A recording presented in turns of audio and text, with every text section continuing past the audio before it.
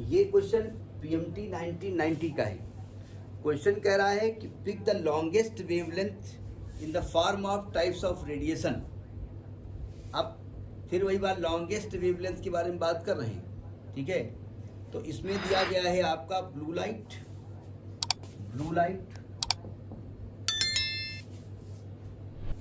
Gamma rays,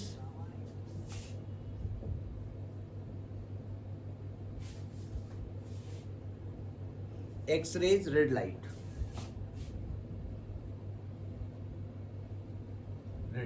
ये दी हुई है। और आपसे कहा गया pick out the longest wavelength from the following types of radiation, यानी इस रेडिएशन में आपको लॉन्गेस्ट वेवलेंथ निकालनी है।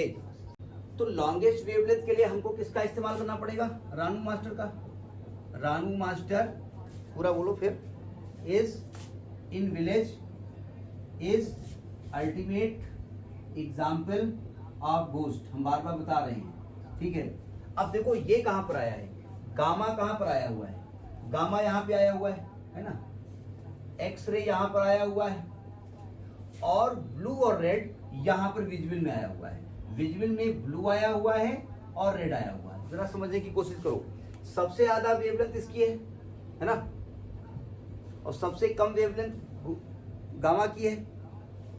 अब इसका मतलब जरा समझिएगा, लफड़ा है। आपकी वैल्यू में से ब्लू रेड ये दोनों विजुअल के पार्ट हैं, और एक्सरे और गामा ये दिया है। इसमें सबसे ज्यादा वेवलेंथ किसकी है? विजुअल की है ना। और विजुअल में कौन कौन से? ब्लू और रेड। और ब्लू और रेड में सबसे ज्यादा किसकी है? रेड की है, इसलिए रेड सही है, ठीक है। मतलब अब वेवलेंथ ज्यादा है विजुअल की।